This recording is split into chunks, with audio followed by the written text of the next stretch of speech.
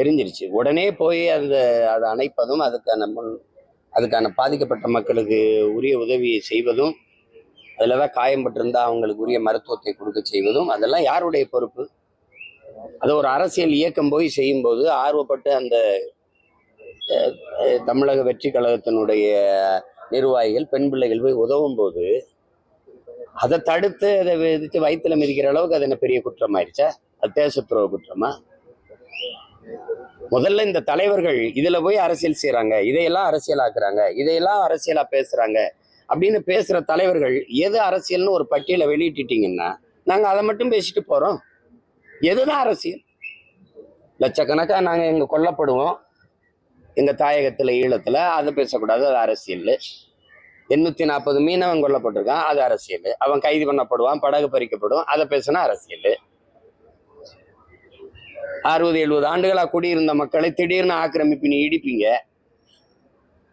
அப்ப கடற்கரையை ஆக்கிரமிச்சு கல்லறை கட்டியிருக்கீங்க, அதை ஆக்கிரமிப்பான்னு கேட்டா இதெல்லாம் அரசியல் பேசுறீங்க. எதுதான் அரசியல்? இந்த 1000 ரூபாயும் அரிசியும் பருப்புமா சொல்லுங்க? இலவச பேருந்து, சாராயம் குடிச்சு செத்தா அதுக்கு 10 லட்சம் கொடுக்குறது, இதெல்லாம் தான் அரசியலா? எதை பேசுறது? அப்போ முதல்ல நீங்க கற்றுக்கிட்டு வாங்க எது அரசியல். பாதிக்கப்பட்ட ஒரு விபத்தோ ஏதோ தீ எரிஞ்சிருச்சு, குடிசை எரிஞ்சிருச்சு, வீடு எரிஞ்சிருச்சு, மக்களுக்கு பாதிக்கப்பட்டு நிற்கிறாங்க, அவங்களுக்கு அரிசி பருப்பு கொடுத்து துணிமணி கொடுத்து உதவணும்னு போறதுல அரசியல் பேசுனா என்னது? அது உதவி, அது சேவை. அதை செய்ய வந்த பொண்ணை எதுக்கு அது கீழே விழுத்து வாய்த்துல மிதிக்கிறதுலாம் எவ்வளவு பெரிய கொடுமை.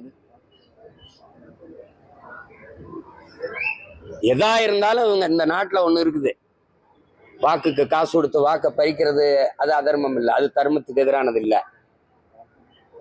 மணலை வெட்டி விற்கிறது, அதெல்லாம் தர்மத்துக்கு எதிரானது இல்லை. எல்லாத்துலயும் தர்மத்தை கடைபிடிச்ச மக்கள் போல கூட்டணி தர்மம், அதுல என்னடா அதுல மட்டும் தர்மம் உங்களுக்கு வாழுது? கூட்டணி தர்மத்துக்காக அதெல்லாம் சைத்துக்கிறதா? கூட்டணி தர்மத்துக்காக இதெல்லாம் பேசுறது? உண்மையிலே அண்ணன் செல்வ பெருந்தரைக்கு மனச்சான்றோடு இது பேசுறாரா? ஸ்டாலின் கோச்சுக்காரன் தானே பேசுறதுல, வேற என்னது?